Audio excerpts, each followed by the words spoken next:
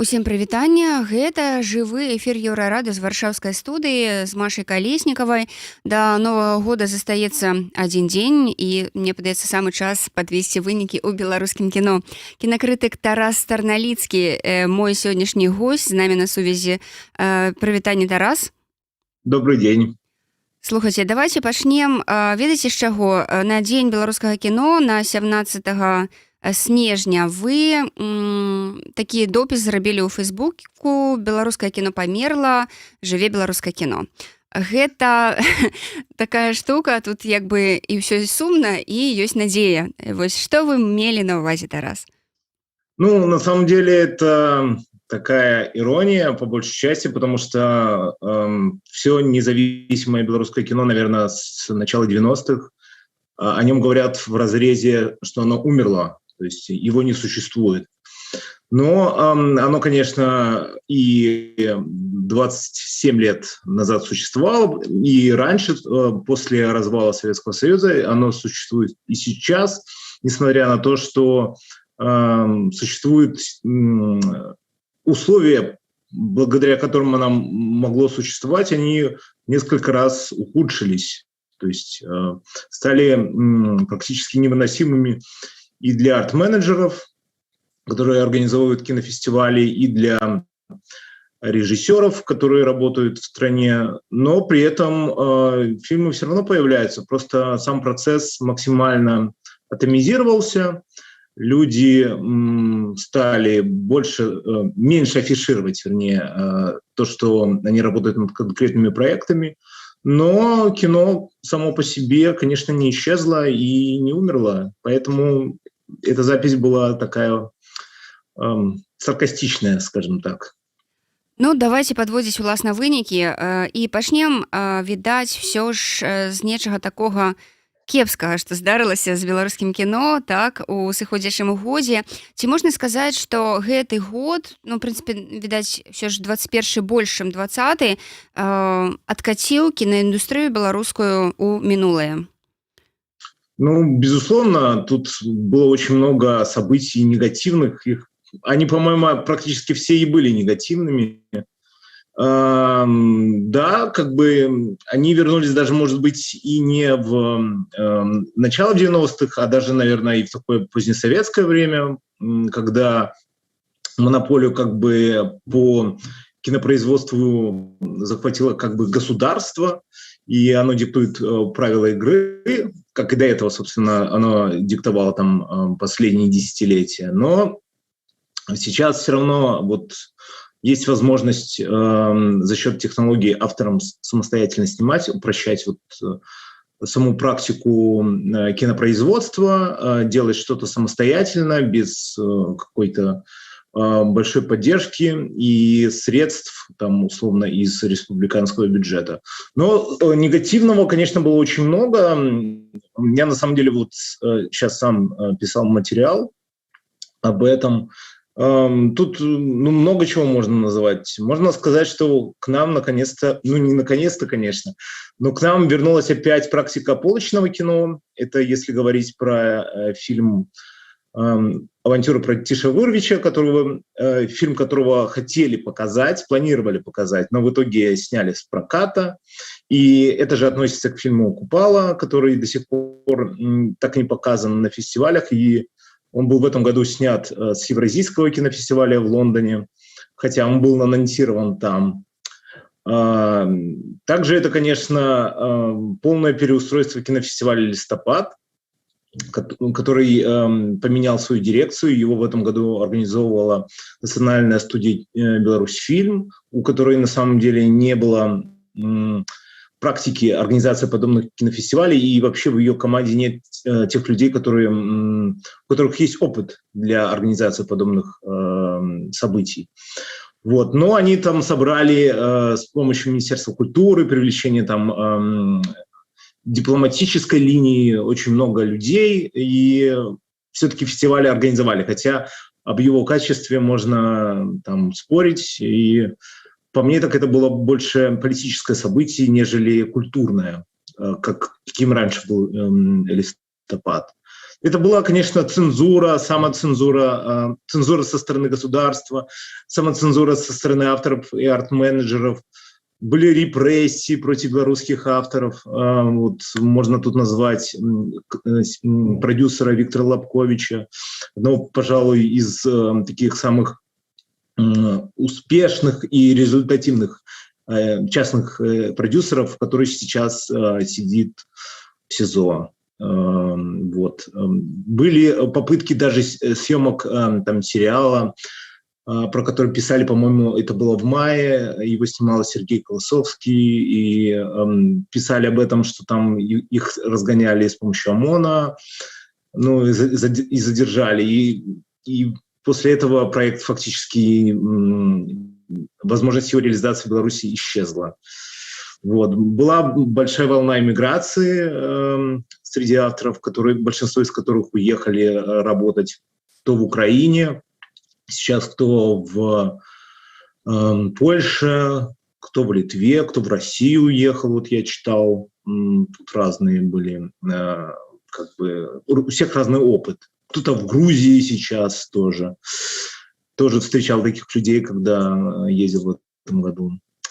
В общем, все перешло на такое полуподпольное существование. И инициативы, и кинопоказы. Кино белорусское практически все исчезло из кинотеатров. Показывали в этом году только фильмы, снятые на студии «Беларусьфильм». Это были документальные фильмы, и то в рамках листопада. Либо таких разовых показов студии «Летопись» в кинотеатре «Пионер». Там такой небольшой есть зал, где можно, ну, где показывают иногда вот новые фильмы снятые. Ну, в общем, пока сказать, что что-то такое было позитивное, очень сложно. Ну, то есть работу большинство людей продолжило, большинство, имею в виду авторов.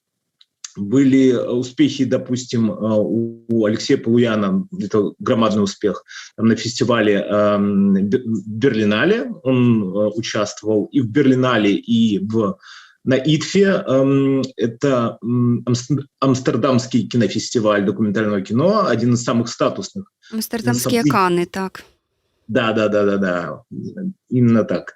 Вот. Были награды у фильмов, связанных с протестами. Это не только был фильм «Смелость» Полуяна, но и также там, Павла Можера. И да, «Кветки не молчат». Он получил награду на кинофестивале в Варшаве, фильм Андрея Кутилы. Ну, то есть были победы в том числе, как бы, но это скорее такой побочный процесс усиления вот этих репрессий и вообще сложностей. Это скорее попытки искать что-то позитивное в, там, условно, пока что кромешном мраке. Ну, примерно, ну, наверное, так. Еще бы я, конечно, я выделил, я смотрел у коллег, никто это не выделял, но мне кажется, это очень важно. То, что на фестивале «Листопад» в этом году практически не было независимых фильмов, хотя я точно знаю, что команда фестиваля там со стороны Министерства культуры и со стороны Беларусьфильма, они активно зазывали, ну, то есть такой был хантинг режиссеров, чтобы они участвовали в фестивале. И фактически не было независимых фильмов, кроме, пожалуй, там, фильма одного из студентов Белорусской академии киноискусств, который вот показал там свой фильм «Дорога», по-моему, он назывался, сейчас не вспомню, как его зовут. Но сам факт того, что авторы проигнорировали само мероприятие, для них все-таки положение, какой-то социальный статус, какой-то имидж оказался важнее, чем возможность вот такой самореализации на таком идеологическом мероприятии. Это, конечно, радует. Ну, атрымліваецца, што ўсё ж кепскае пераважае пазітыўнае ў беларускім кіно, на жаль. Ну, оно, да, тут хвалиться, к сожалению, нечему. Аднак давайце пра тое, ці можна ўсё ж ствараць беларускае кіно, раз ужо такое здарылася за мяжой. Беларускія рэжысёры за мяжой ствараюць беларускае кіно, наколькі яно беларускае? Ну, конечно, оно белорусское. Почему не? Если оно... Ну, во-первых, нужно определиться, что за фильм, по каким критериям он снимается, то есть какие там требования. Ну, поскольку если фильм снят по сценарию или самим, условно, там, белорусским режиссером там, белорусского происхождения, то почему бы его не считать белорусским? Да, он может быть снят за чужие деньги, но резонировать по основным проблемам, как бы с нашим обществом, с нашими проблемами.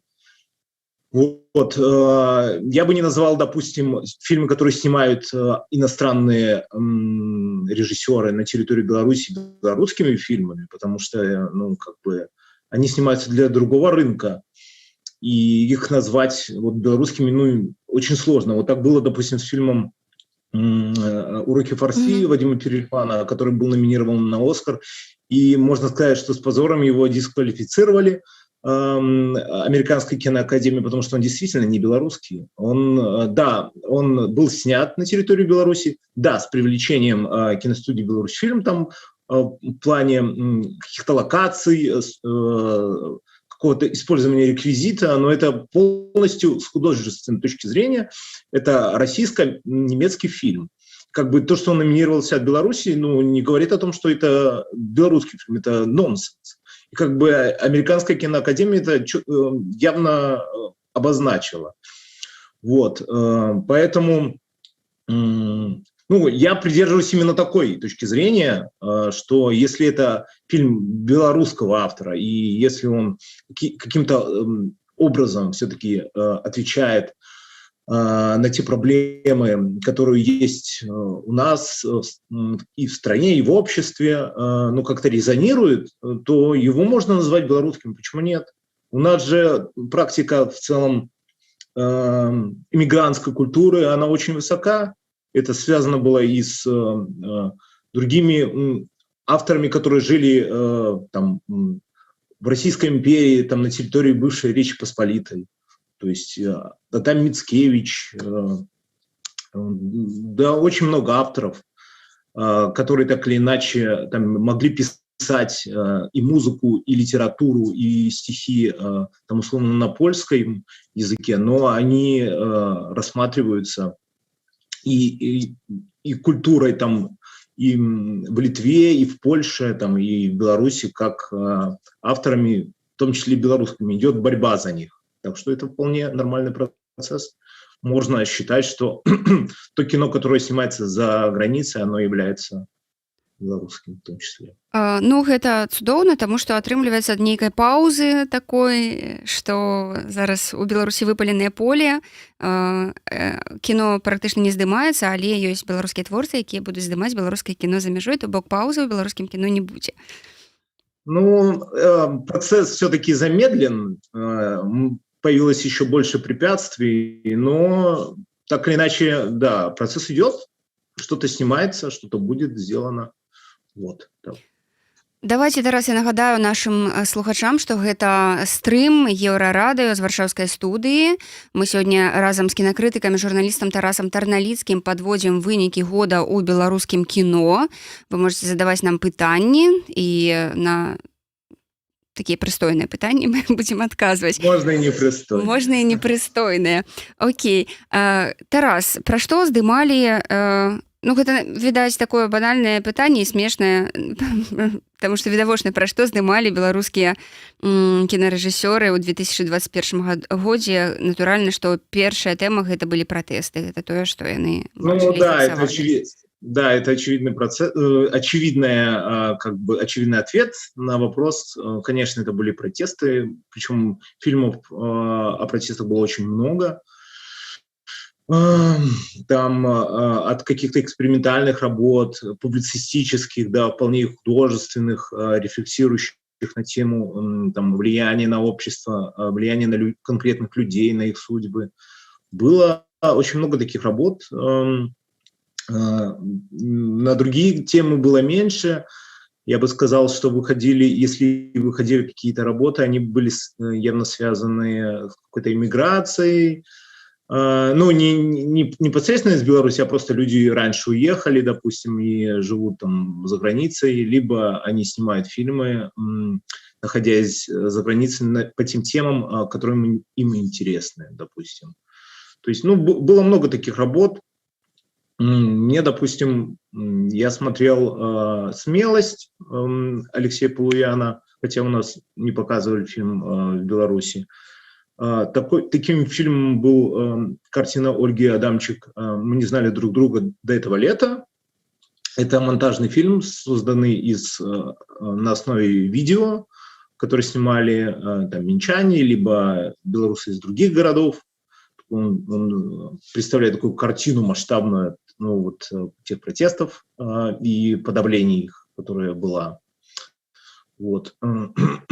Были интересные картины, которые показывали на ИТФА. Это был фильм Павла Можера «Хэндбук», там, или какая-то не настольная книга, ну, в общем, пособие, практическое пособие. Там вот автор показывал, как условно проходили вот эти избиения, там в автозаках или там в РОВД условно. Вот. Очень... И он получил как раз награду. Также награду получил фильм Руслана Федотова «Куда мы идем». Ну, он был снят про Москву, про московское метро. Такой в течение 1 года снимался. Очень интересный фильм. Я, по крайней мере, сужу только пока что по трейлеру. Мне трейлер очень понравился. Но в кино, к сожалению, пока вот не видел, потому что не было у нас фестивалей. Вот. И возможности его посмотреть. Но там интересные такие образы о том, вот, как живет условно устроена жизнь в московском метро, условно, вот, в путинское время. Как это выглядит, какие люди там ходят, о чем они разговаривают. Вот, такие фильмы были. Но тема, да, была основная, конечно, больше такая политическая. Но у мяне ў эфіры быў і Алексей Палуян, і Андрэй Куціла, і Леонид Каліценя, і ўсе яны кажуць, што цягам бліжэйшых 10 гадоў, у прынцыпе, галоўнай тэмай у беларускім кіно будзе заставацца вось гэтая палітычная тэма. Будуць рэфлексіі яшчэ на гэтыя падзеі, якія адбываюцца цяпер. Як вы думаеце, ці так гэта? Ну, тут сложно говорить. Я бы не сказал, что эта тема станет... Ну, она будет очень важной в таком общем киноконтексте, по крайней мере, ну, мне так кажется. Но я бы тоже не загадывал, потому что были события 2010 года разгоном, и они на самом деле не так хорошо отрефлексированы в белорусском кино. Можно вспомнить, допустим, фильм игровой по сценарию Франка Вечорки «Живи Беларусь», который оказался на самом деле достаточно провальным, на мой взгляд. Это такое довольно слабое пропагандистское в каком-то смысле кино. И ответ на него был такой же в этом смысле пропагандистский фильм «Мы братья», который вышел в 2015 году. И тоже толком не рефлексировал, там упоминалось только события 2010 года. Вот. А в документалистике те события, ну, отражены были слабо. В этом, я думаю, что события 2020 года будут больше отражены, потому что, во-первых, изменился немного подход к съемкам, появилась возможность снимать на цифровую камеру, быстрее монтировать, плюс появилось новое поколение авторов, которые больше эмпатичные, они как бы сопереживают происходящим событиям, и им все это очень болит, и они на эту тему могут рефлексировать, но поскольку у нас пространство такое постоянно меняющееся, как бы загадывать на 10 лет вперед о том, что будет актуально вот на этот большой промежуток времени, я бы все-таки не стал. Я уверен, что эти новые фильмы и новые рефлексии на эти события будут выходить, Но я бы поспорил с тем, что это станет там самой главной, там, магистральной идеей и темой. Фильмы, безусловно, будут, но я думаю, что будут снимать и на другие события, которые у нас вполне могут тоже происходить.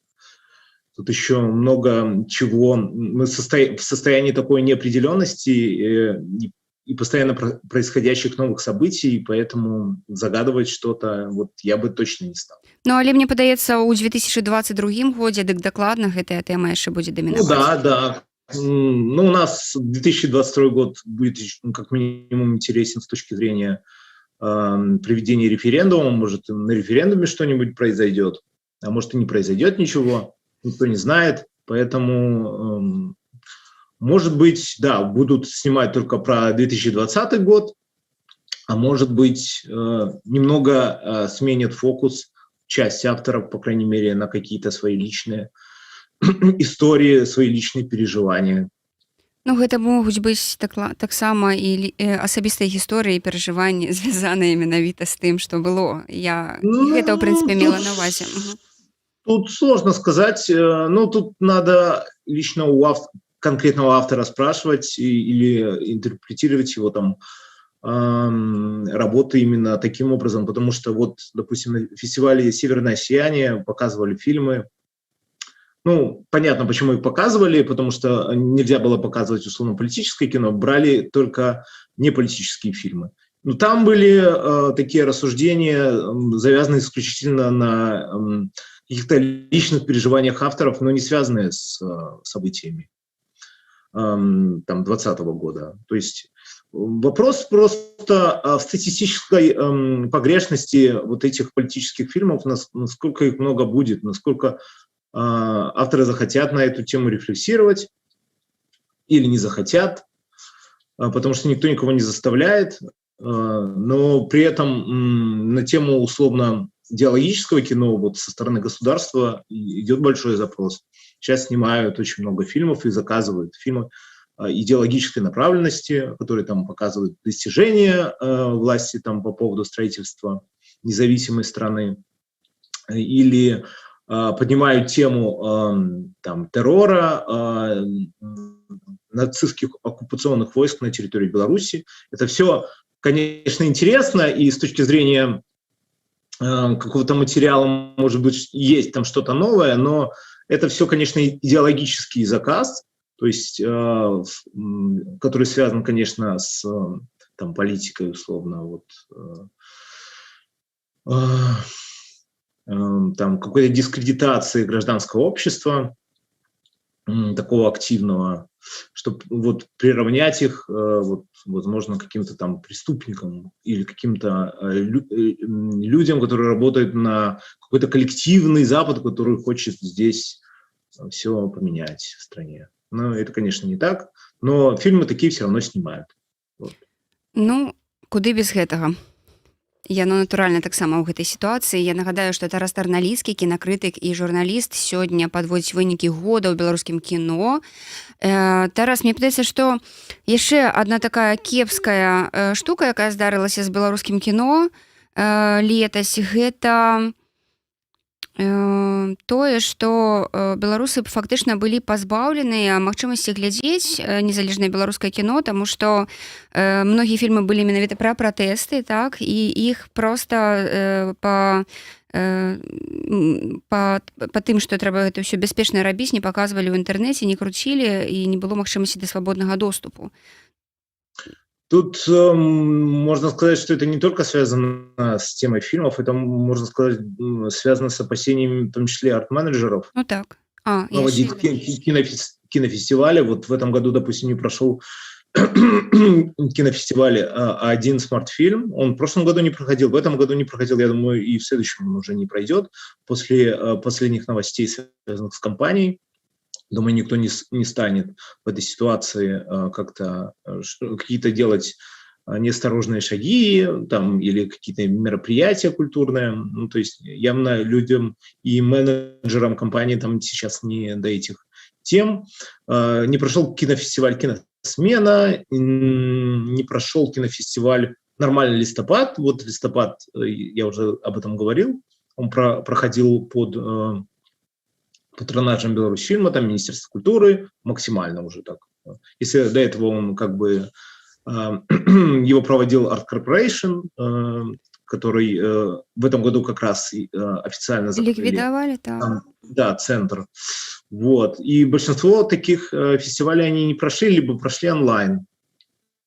А при этом большинство киноинициатив, вот еще тоже очень важный момент, не прошел фестиваль, допустим, Беларусь Докс, который изначально был анонсирован, но по факту там посмотрели сами организаторы, что закрыли выставку «Машина руха». А я нет. И они решили, что будет безопаснее не проводить фестиваль. Ну, он не прошел фактически. И плюс еще, конечно, часть инициатив была закрыта. Это мастерская социального кино, это уже упомянутый Art Corporation. Вот. И были вот обыски у там основателя киношколы Полупанова, вот, и как бы это все негативно отразилось, в том числе на проведении фестиваля, потому что большинство людей поняли, которые связаны с арт-менеджментом, что это несет проведение таких событий большие риски. Из прошедших я могу назвать только, наверное, прошел кинофестиваль «Нефильтрованное кино», он прошел буквально в начале весны, он нормально состоялся, как бы, но там тоже были моменты, связанные с самоцензурой, там часть фильмов, которые были присланы уже тогда, связанные с политикой, не были показаны, организаторы об этом не рассказывали. Прошел фестиваль «Кинемо», но это фестиваль, который связан с немым кино, то есть он такой, просто про искусство, не политический, там не то, что не политический, не социальный, он как бы просто показывает под музыку красивое кино прошлого. Вот. И прошел, конечно, кинофестиваль «Северное сияние», по мне достаточно смелый фестиваль, потому что там, несмотря на то, что не было политического кино из Беларуси, но там были показаны фильмы северных и балтийских стран, в которых были темы, связанные там, условно с революцией или событиями, связанными там, с развалом Советского Союза и получением независимости странам бывшего там, Варшавского договора, Советского блока, там, Литвой, Латвией, Эстонией. Вот. Про это было тоже интересно посмотреть. И там такие иллюзии на наше положение, они хорошо читались. Но при этом фестиваль прошел онлайн и тоже с ограничениями. Там один фильм был снят с показа из белорусской программы. Это фильм «Три товарища» Владимира Козлова. Его не показали. Там еще были ограничения, по крайней мере, я так это интерпретирую. Оформление было визуально сделано Руфиной Позловой, известной художницей из Гродно, которая сейчас, по-моему, в Чехии работает. Вот. Она сделала такой в виде вытянанки дизайн для фестиваля, но он был сделан в салатово-белом таком соотношении цвета. Мне кажется, это было связано, конечно, тоже с опасениями, что сам фестиваль могут запретить, если это будет условно красный цвет, а не салатовый.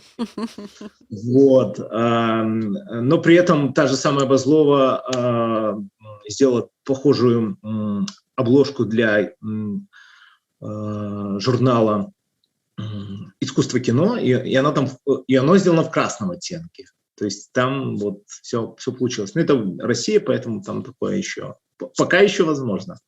Тарас, слухайце, натуральна, што мала было хорошага, так, і зараз все ж крызіс такі і ў беларускім кіно у тым ліку, і невядома, што будзе далей, але незалежныя кінажурналісты вырашылі ўсё ж стварыць прэмію «Чырвоны верас» і ўзнагародзіць лепшыя беларускія фільмы, я так разумею, за 2021-2020 год.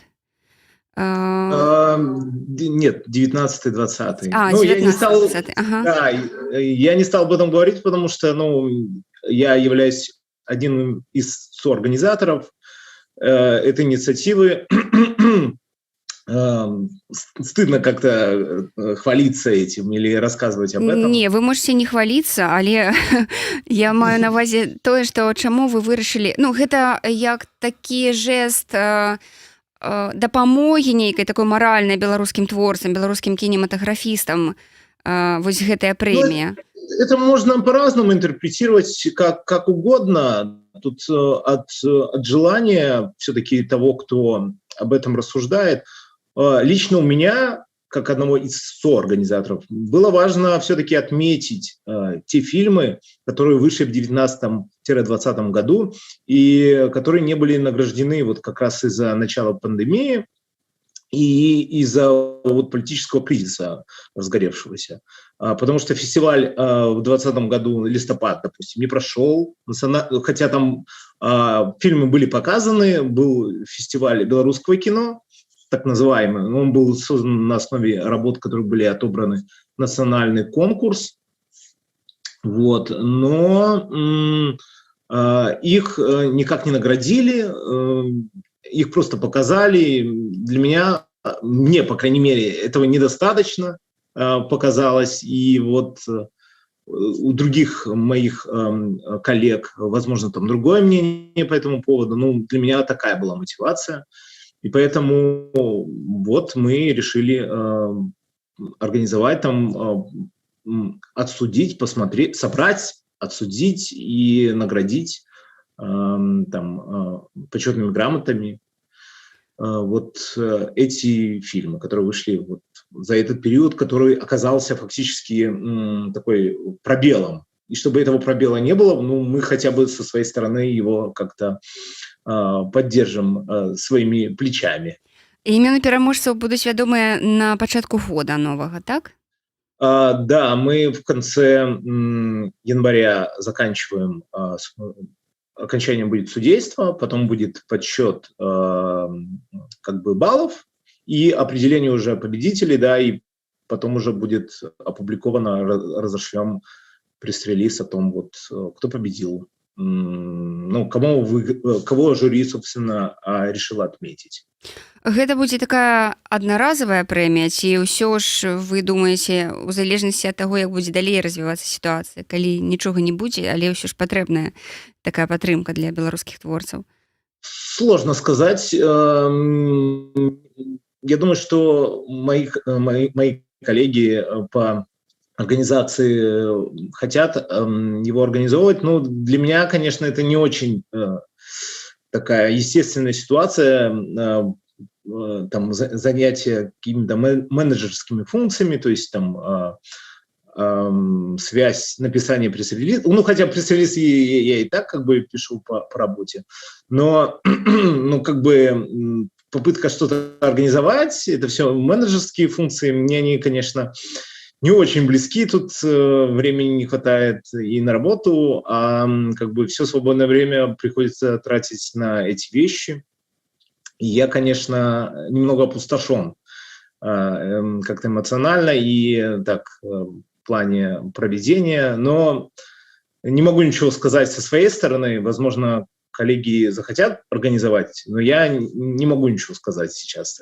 Я могу сказать, что мы точно проведем в этом году, этом и следующем, получается, саму церемонию, а там уже посмотрим, как будет складываться ситуация. Тарас, і апошняе пытанне такое каротенькае, прагноз які тычыцца беларускага кіно на 2022 год, пра што будуць знімаць?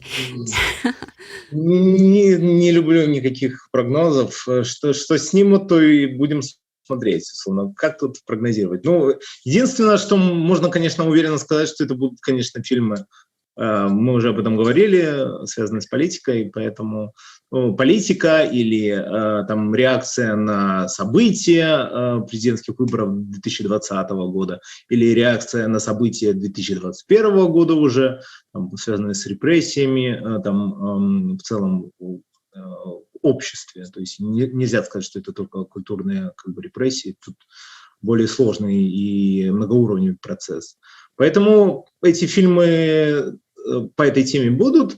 А все остальное уже, ну, что получится, то и выйдет на экраны. Я надеюсь, что будут и хорошие фильмы, которые не стыдно будет посмотреть и получить от этого удовольствие. Ну што ж, будзем чакаць. Дзякуй вам вялікі. Я нагадаю, што Тарас Тарналіскі, кінакрытык і журналіст, сёння падводзіў вынікі года ў беларускім кіно. Ну а вы, сябры, заставайцеся з Еўрарадыё, Зміцер Лукашук літаральна праз 20 хвілін разам з Андрэем Стрыжаком таксама будуць падводзіць вынікі сыходзішага 2020. Дзякуй, Тарас. Спасибо вам. До свидания.